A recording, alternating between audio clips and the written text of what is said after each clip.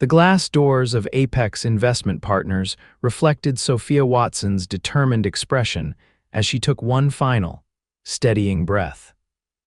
Her portfolio, clutched tightly against her chest, contained 3 years of dreams, sleepless nights, and the sustainable architectural designs that could revolutionize urban housing if only someone would listen. "You've got this," she whispered to herself, pushing through the revolving door into the gleaming marble lobby. Sophia had pitched to 5 investment firms already, each meeting ending with polite rejections and patronizing suggestions to think smaller. But smaller wasn't in her vocabulary, not when cities were running out of affordable, sustainable housing options. The receptionist directed her to the 32nd floor.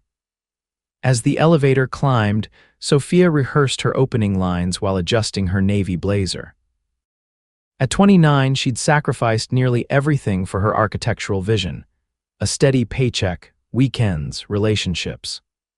Her small design firm, Eco Habitat Solutions, consisted of herself and 2 junior architects working out of a converted warehouse space they could barely afford. When the elevator doors opened, a sleek, minimalist reception area awaited. The Apex Investment Partners logo, a simple mountain peak in brushed steel, hung prominently behind the reception desk. "Miss Watson, they're ready for you in the forest room," the receptionist said. Sophia followed a young assistant down a hallway where meeting rooms were named after natural elements. Through the glass walls, she glimpsed the investment team already seated around a polished oak table. 5 men and 2 women in expensive suits, all wearing expressions of practiced neutrality.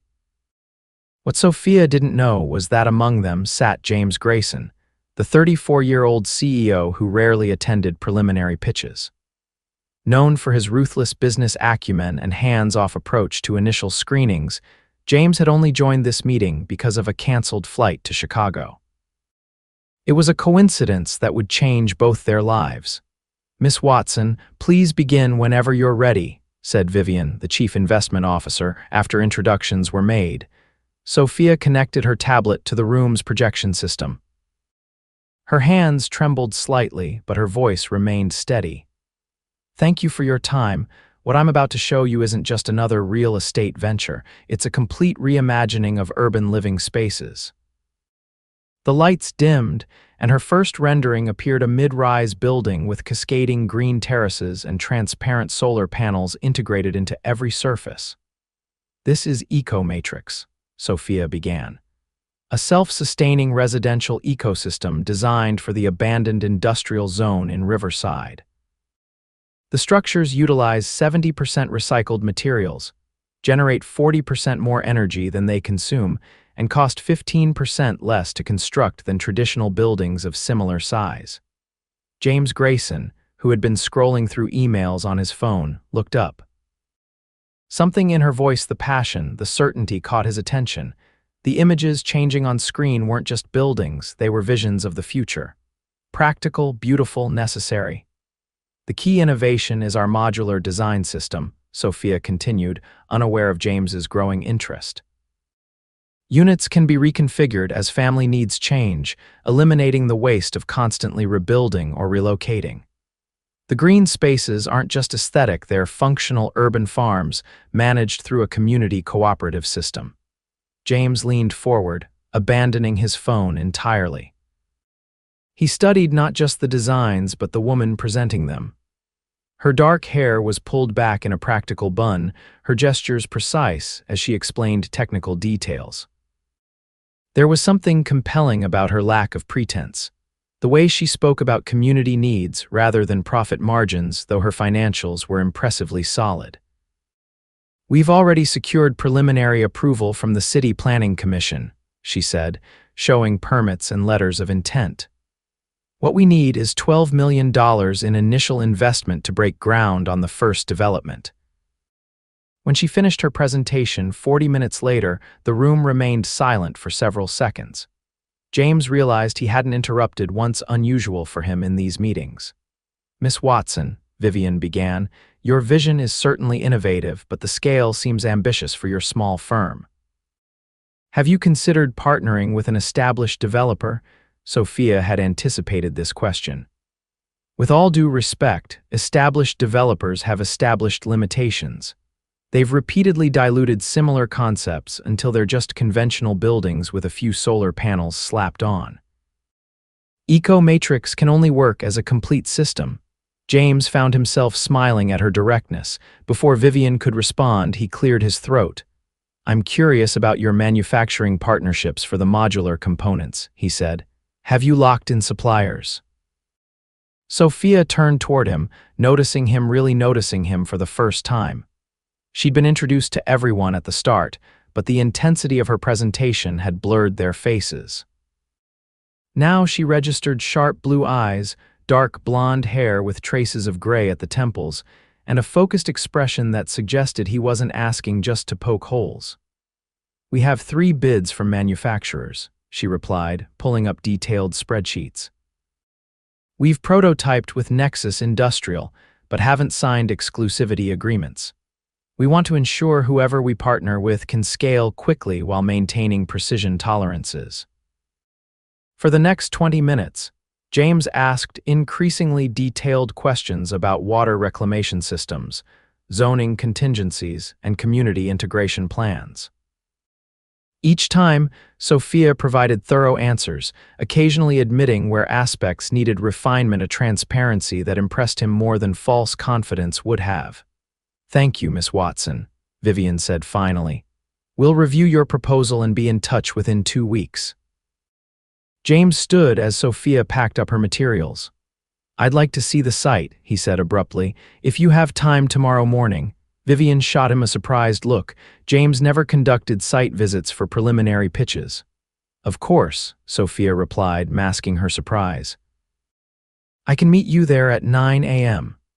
After she left, the investment team debated the proposal's merits. Most admired the concept but questioned its viability. Only James remained conspicuously quiet, his mind still processing the elegant solutions to problems other developers hadn't even acknowledged. "James, you can't seriously be considering this," said Marcus, the risk assessment director. "It's innovative, sure, but the implementation risks. Schedule the full financial team to review it by Friday," James interrupted. "I want detailed analysis, not just first impressions." Later that evening, as Sophia heated leftover pasta in her small apartment, her phone rang. "Miss Watson, this is James Grayson from Apex. I was wondering if we could make tomorrow's site visit at 8 instead of 9. I'd like to spend more time there before my afternoon meetings." Sophia nearly dropped her phone. The CEO himself was calling her directly. "8 works perfectly, Mr. Grayson. James, please. And I've been looking through your portfolio online. The community center you designed in Oak Ridge is remarkable. Was that also built with recycled materials?" Their conversation lasted 40 minutes, ranging from construction techniques to urban planning philosophy. By the time they hung up, Sophia felt a curious mixture of professional excitement and something more personal she couldn't quite identify. The next morning dawned clear and cool. Sophia arrived at the abandoned industrial site at 7:30, wanting to prepare. The 20-acre property sat between the river and the Arts District prime real estate that had sat vacant for decades due to contamination concerns her team had found innovative solutions for. At precisely 8 a.m., a black Range Rover pulled up. James stepped out wearing jeans, work boots, and a light jacket, a stark contrast to yesterday's tailored suit. He looked more like a site foreman than a CEO worth hundreds of millions. "Good morning," he called, extending his hand. "I hope you don't mind, but I brought coffee." He handed her a cup. "I wasn't sure how you take it, so I brought cream and sugar packets." "Black is perfect, thank you," she said, surprised by the gesture. For the next 2 hours, they walked the site while Sophia explained her vision in greater detail. Using an augmented reality app on her tablet, she showed how the buildings would integrate with the existing landscape, respecting the site's industrial heritage while transforming it. The original factory smoke stacks would be converted to vertical gardens, she explained, showing him the renderings. The old rail line becomes a community green space connecting to the city's bike path network.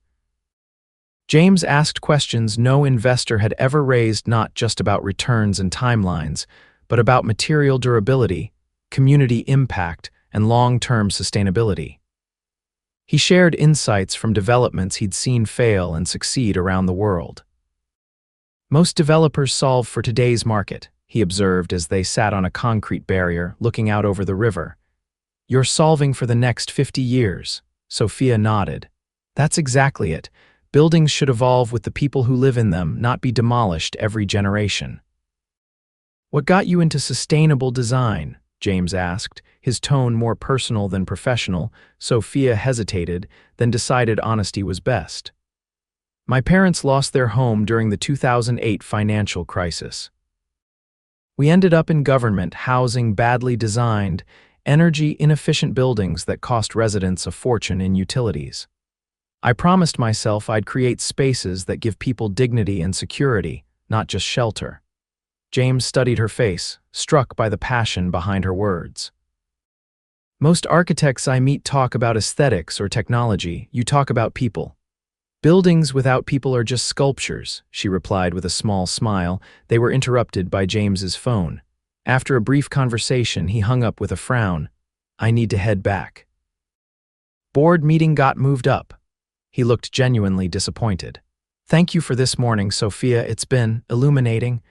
3 days later, Sophia was working late at her small office when her phone rang. She didn't recognize the number. Sophia, it's James Grayson. I hope it's not too late to call. Not at all, she said, setting down her pencil. I was just working on some revisions. That's actually why I'm calling. The investment committee is split on your proposal. Some love it, others are concerned about the scope. I'd like to bring you in for a second presentation, specifically addressing their concerns. Would Tuesday work? Absolutely, Sophia agreed, trying to keep her voice professional despite her excitement. Good, and afterward, perhaps we could continue our discussion over dinner. There are aspects of the community integration I'd like to explore further. Sophia hesitated, uncertain if this was strictly professional. Dinner would be fine, she said finally. Excellent, the car will pick you up at 9 a.m. on Tuesday. When Tuesday arrived, Sophia was shocked when the car turned out to be James's private helicopter. The committee is meeting at our retreat center upstate, he explained as she climbed aboard. It's faster this way. The retreat center was a modernist structure nestled in the Catskills, with floor-to-ceiling windows overlooking a pristine lake. The investment committee, 12 people this time, listened intently as Sophia addressed their specific concerns, from construction timelines to market absorption rates. The beauty of our modular approach, she concluded, is that we can scale up or down based on initial demand, minimizing capital risk while maximizing flexibility. By the end, even the skeptics were nodding. James, who had remained silent throughout, finally spoke. Thank you, Sophia. The committee will deliberate now. My assistant will show you to the lounge. 3 hours later, James found her sketching on the terrace, completely absorbed in her work. You never stop, do you? He asked, smiling as he sat beside her. Sophia looked up, suddenly aware of how much time had passed. Sorry, I got inspired by the view. She showed him her sketch, a residential concept that incorporated elements from the retreat center's design. It's beautiful, he said, studying the drawing, and I have good news. The committee has approved an initial investment of $15 million, $3 million more than you asked for, with an option for an additional $10 million in Phase 2. Sophia's pencil clattered to the floor. Are you serious? Very. They were impressed with your responses today. We'll need to work out the details, but essentially, Apex wants to be your primary investor. His smile broadened. Congratulations, Sophia, you did it. Impulsively, she threw her arms around him. Thank you, she whispered, then quickly pulled back, embarrassed by her unprofessional display. But James didn't seem to mind. I believe in your vision, he said quietly. Now, I believe I promised you dinner. Dinner was served in a private dining room overlooking the lake. As the sun set, turning the water to molten gold, they discussed the next steps for Eco Matrix. But gradually, the conversation shifted to more personal topics: her childhood in Pennsylvania, his years at architecture school before switching to finance. Wait, Sophia said, setting down her wine glass. You studied architecture, James nodded, for 3 years. I was decent but not exceptional. When my father died suddenly, I took over the family investment business. It was supposed to be temporary, but you stayed. I discovered I had a talent for it, and I could effect more change funding the right projects than designing mediocre ones myself. He paused, though sometimes I miss the creative process. Is that why you're so interested in Eco-Matrix? It lets you be part of the creation without having to draw a single line. James considered this. That's perceptive, but it's more than that. Your project embodies everything I wish I could have created: functionality with soul. He hesitated, and I find the creator equally compelling. Sophia felt her cheeks warm, unsure how to respond to the personal turn. It's getting late, she said finally. We should probably head back. James nodded, a flicker of disappointment crossing his features.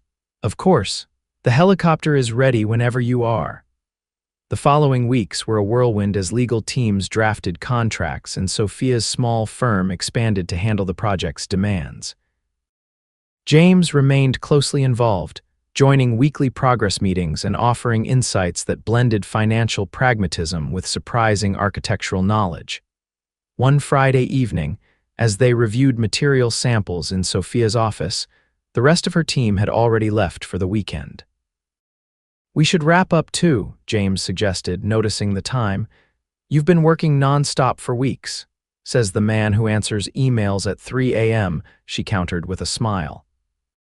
Their relationship had evolved into a comfortable partnership, but Sophia found herself increasingly aware of him in ways that went beyond professional admiration, the way he always remembered how she took her coffee, his genuine interest in her team members' input, the subtle scent of his cologne when he leaned close to examine a blueprint. Fair point, James conceded, which is why I have a proposal: one night, no work talk. There's a new exhibit at the Modern Art Museum I've been wanting to see, followed by dinner at Lucio's. Sophia looked up, trying to read his intention. Are you asking me on a date, Mr. Grayson? I am, he admitted. Though if you'd prefer to keep our relationship strictly professional, I completely understand. She considered for a moment. The project was secured, contracts signed. There were no power dynamics to navigate anymore. They were partners in this venture. I would like that, she said finally. The museum and dinner, but I have one condition. Name it. You show me one of your architectural drawings from before. James laughed, running a hand through his hair. That's blackmail. They're terrible. I doubt that very much. The date was unlike any Sophia had experienced before. At the museum, James was knowledgeable but never pretentious, genuinely interested in her interpretations of the abstract sculptures. At dinner, they discovered shared passions for historical architecture, science fiction, and hiking remote trails. You're not what I expected, Sophia admitted as they walked along the riverfront afterward, the city lights reflecting on the water. What did you expect? I don't know. Someone more arrogant, calculating, out of touch, he suggested with a self-deprecating smile. Maybe. Investment CEOs don't typically get excited about passive cooling systems. And brilliant architects don't usually understand profit-loss statements like you do. He stopped walking, turning to face her. I think we both defy expectations. The night air was cool, but Sophia felt warm under his gaze. When he leaned forward, she met him halfway. The kiss was gentle at first, then deepened with a surprising intensity that left them both breathless. I've wanted to do that since you started talking about rainwater reclamation systems, he confessed, tucking a strand of hair behind her ear. Sophia laughed. That might be the strangest compliment I've ever received. As summer turned to fall, their relationship developed alongside the Eco-Matrix project. Ground was broken on the first phase, with local news covering the innovative approach to urban renewal. Sophia's firm grew to 15 employees, and she found herself increasingly in the public eye as a spokesperson for sustainable development. James remained heavily involved, but was careful to give her full credit for the vision. In private, they discovered a deep compatibility that surprised them both: her practical creativity balancing his strategic thinking. his worldly experience complementing her idealistic determination. But complications arose 6 months into construction when a major supplier went bankrupt, threatening to delay the project by months. "We need to find an alternative immediately," James said during an emergency meeting at Sophia's office. "Every week of delay costs hundreds of thousands." "The problem is the proprietary formulation," Sophia explained, frustration evident in her voice. "Novacrete wasn't just sustainable, it had specific load-bearing properties our design requires." "What about Matsumoto Industries? They were your second choice, right?" Sophia shook her head. "Their product is good, but they're at capacity. They can't deliver for at least 6 months." The tension in the room was palpable as other team members suggested compromises that would fundamentally alter the project's vision. James watched Sophia's face grow increasingly strained. "Everyone take 5, he said suddenly. Sophia, a word outside, on the rooftop garden of her office building, James took her hands. "This isn't the end of the world, it's just a setback." "It's not just the delay," she admitted. "It's that we'll have to compromise on something fundamental. Use standard concrete, which means redesigning the entire sustainability system." She looked away. Maybe the critics were right, maybe this was too ambitious. "Look at me," James said firmly. "This is exactly why most developers don't innovate, because it's hard, because there are setbacks. But that's also why your vision matters." Sophia squeezed his hands. "So what do? We look at this from another angle." He thought for a moment. "What if Apex bought the bankrupt supplier? What? You can't just buy a concrete company." "Why not?" "Their patents and formulations are valuable assets. Their production facilities are sitting idle. With the right management team." "That's crazy," Sophia interrupted, but he could see her considering the possibility. "It's aggressive," he corrected. "But Apex has the capital, and vertical integration could actually improve our margins long term." 2 weeks later, Apex Sustainable Materials, formerly Novacrete, resumed production. The project was delayed by only 3 weeks instead of months, and James had diversified Apex's portfolio into an emerging market sector. "You're either brilliant or insane," Sophia told him one evening as they celebrated the resolution in his penthouse apartment. "I prefer creatively problem-oriented," he replied, pouring her more champagne. "You bought an entire company to keep my project on track." James set down his glass. "Sophia, I didn't just do it for the project." He took a deep breath. "I did it because I couldn't bear to see you heartbroken. Because your vision matters to me, because you matter to me." She studied his face, seeing the vulnerability beneath the confident exterior. "James Grayson, are you saying you're in love with me?" "I am," he said simply. "Completely. I think I started falling for you the moment you stood in that conference room and refused to compromise on your vision." Sophia set down her glass and moved closer to him. "I started falling for you when you asked about community integration instead of profit margins." She traced his jawline with her fingertips. "And I keep falling every day since." As winter turned to spring, the first residents moved into Eco Matrix. The project had garnered international attention, with sustainability experts and urban planners visiting from around the world. What had begun as Sophia's vision was now a tangible reality: families making homes in spaces designed to nurture both people and planet. On the evening of the official opening ceremony, after the speeches and ribbon cutting, James and Sophia walked through the central courtyard where residents were already gathering for a community dinner. "It's even more beautiful than I imagined," Sophia said, watching children play on the green spaces while solar lights twinkled overhead. "It's transformative," James agreed, "just like the architect who designed it." He led her to a quiet corner near the water feature she'd designed to mimic natural stream patterns. From his pocket, he withdrew a small box. "James," she whispered, her eyes widening. "Sophia Watson, when you walked into Apex that day, you weren't just presenting a business proposal. You were showing me a better way to see the world." He opened the box to reveal a ring with a lab-grown diamond in a setting inspired by the geometric patterns of Eco Matrix. "I love your brilliance, your integrity, your unwavering commitment to creating something meaningful. Will you marry me?" Tears filled her eyes as she nodded. Yes, 1,000 times yes. As he slid the ring onto her finger, applause erupted around them.